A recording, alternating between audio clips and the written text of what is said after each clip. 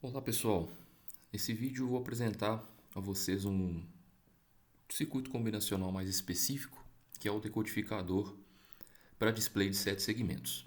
Antes da gente falar sobre esse decodificador em específico, vamos aí primeiro definir, o que seria um decodificador. O decodificador seria um circuito digital combinacional. Nós vimos lá o que é um circuito combinacional no vídeo passado, né? Que convertem um número ou código binário em um outro número ou código qualquer. E existe também aquele circuito que faz o contrário disso, que é o codificador. Então, basicamente, pessoal, o decodificador e o codificador, a gente pode comparar isso aí como um tradutor, né? Ou seja, eles convertem a mesma informação de formas diferentes, com apresentações diferentes, linguagens diferentes, tá? Quando a gente fala em código, né, é porque existem maneiras diferentes de se apresentar uma mesma informação, tá bom? Essa informação, no caso do decodificador, a entrada dela é um valor binário e a saída pode ser até um outro valor binário, um outro código binário também, né? Existem mais de um código binário, ou pode ser apresentado de uma outra maneira, como nós vamos ver aí no caso do display de 7 segmentos.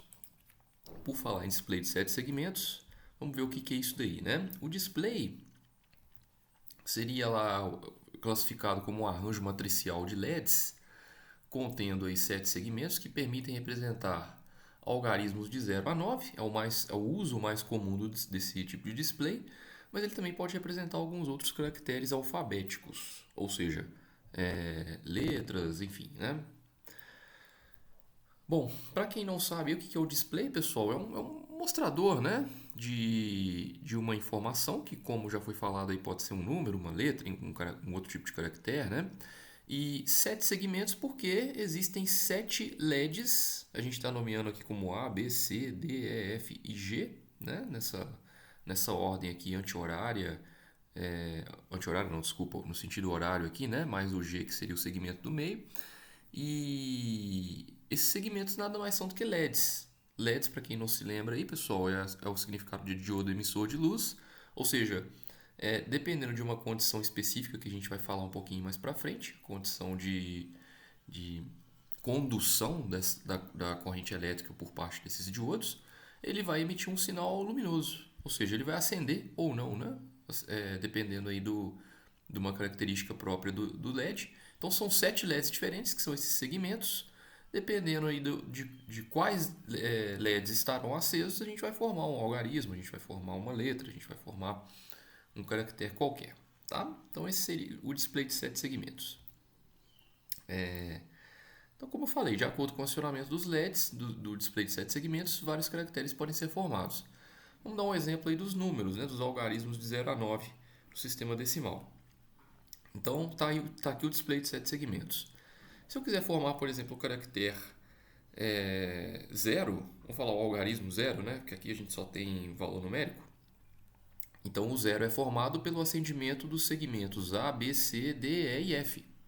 Né? Aqui a gente forma o 0 no display de 7 segmentos. Para formar o 1, por exemplo, a gente vai acionar os segmentos B e C. Para formar o 2, A, B, G, E e D. E assim por diante, né? Então reparem que cada número desse aqui de 0 a 9, cada algarismo, ele pode ser formado de acordo com o acendimento de alguns segmentos presentes em um display. Então, nós vamos falar aqui primeiro do tipo de display de 7 segmentos que a gente pode ter, né? São dois tipos, o que a gente chama de anodo comum e o que a gente chama de catodo comum. Para explicar isso daí, pessoal, a gente vai ter que revisar aqui o funcionamento de um diodo.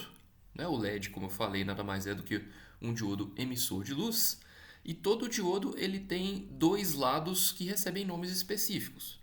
O anodo, que é esse lado aqui, a gente pode comparar aqui a simbologia do diodo como se fosse uma setinha, né?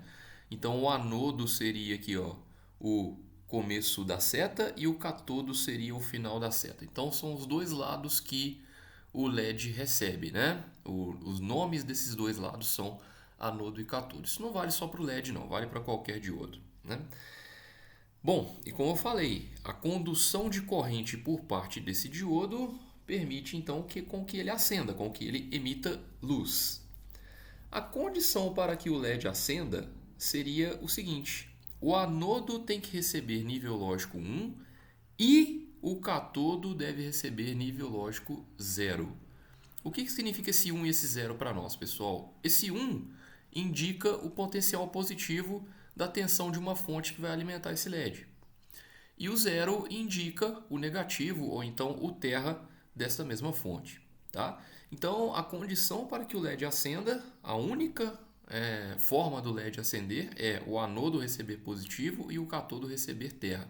O anodo receber 1 e o cátodo receber 0. Vamos falar em termos de nível lógico, porque como a gente vai lidar com circuitos digitais, né? Então o 1 e o 0 vai representar isso daí, como eu falei. Qualquer outra combinação, ou seja, se o anodo e o cátodo receberem 0, o diodo não acende. Se o anodo receber 0 e o cátodo receber 1, o diodo também não acende. E se o anodo e o cátodo receberem 1, o diodo também não vai acender. Quando eu falo diodo é o LED, né, pessoal? É lógico.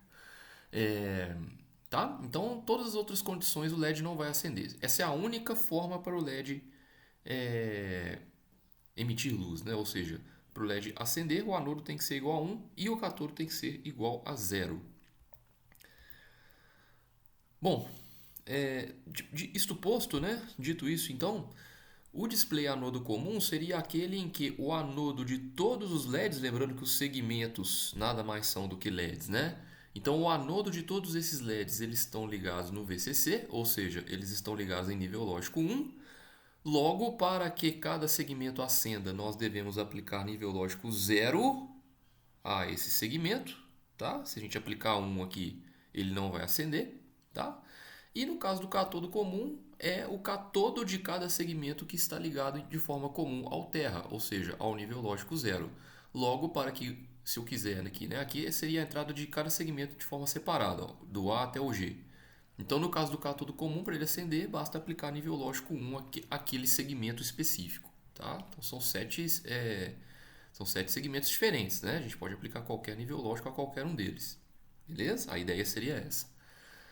Então, se a gente for resumir, o anodo comum, o segmento acende com nível lógico igual a 0, já que o anodo recebe 1, o anodo de todos esses segmentos. Né? Então, cada segmento no anodo comum ele vai acender com nível lógico igual a 0. Enquanto no cátodo comum, aquele segmento específico, né? Lembrando, cada segmento ele vai ter a sua entrada lá diferente. Ele vai acender com nível lógico igual a 1. Tá? Essa é a principal diferença entre anodo comum e cátodo comum. Bom, e o decodificador para display de 7 segmentos? Né? Eles vão receber basicamente 4 bits como entradas, aí falando de um display só, né? 4 bits como entradas e produzem saídas apropriadas para a seleção dos segmentos do display.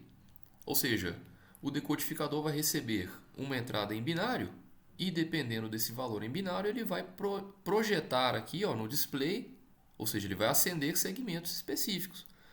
Por exemplo, se os 4 valores forem iguais a 0, isso vai representar a quantidade 0, né? O número 0. Então, o decodificador ele tem que ser um circuito que vai, como eu falei, né, converter essa informação binária em uma amostragem aqui no display, de forma que ele projete, né, o valor denominado aqui nessa sequência binária. Então, se for 0, 0, 0, 0, ele vai ter que acender os segmentos A, B, C, D, E e F. Né? Basicamente, seria isso que o decodificador tem que fazer. Isso vale para as demais informações em binário também. Muito bem, vamos fazer um exemplo para a gente entender melhor, né? O exemplo aí mais clássico. Obter as expressões para os 7 segmentos de um display. Vamos supor que esse display seja cátodo comum. Então, o que isso significa, pessoal? Display cátodo comum. Que os segmentos vão acender com nível lógico 1. Tá? Se fosse anodo comum, os segmentos acenderiam com nível lógico 0. Vamos lembrar sempre disso. E cujas entradas vão corresponder aos algarismos do sistema de numeração decimal de 0 a 9. Basicamente, então, nós vamos pegar um display, né? Esse display ele tem que mostrar os valores de 0 até 9, né? Qualquer um deles, 0, 1, 2, 3 até o 9, né? dependendo das informações que ele vai pegar lá na entrada desse decodificador, beleza? Então vamos ver o que nós vamos ter que fazer. Ó. Aqui nós temos uma tabela verdade. O que eu procurei colocar nessa tabela verdade, pessoal? O número que a gente quer representar não são os algarismos de 0 a 9? Então, dependendo do número, nós vamos ter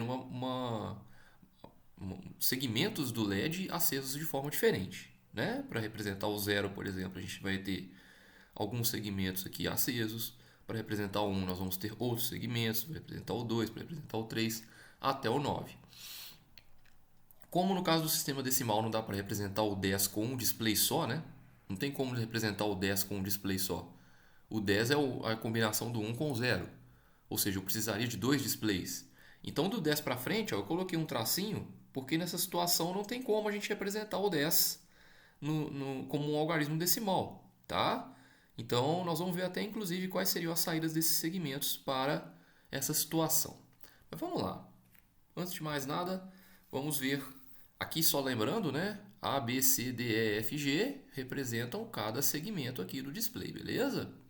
Então, para representar aqui o número 0, por exemplo, cuja combinação binária seria essa daqui, eu até mencionei isso já lá na parte onde eu explico o que é o decodificador, né? Quando os 4 valores são iguais a 0, representa a quantidade 0.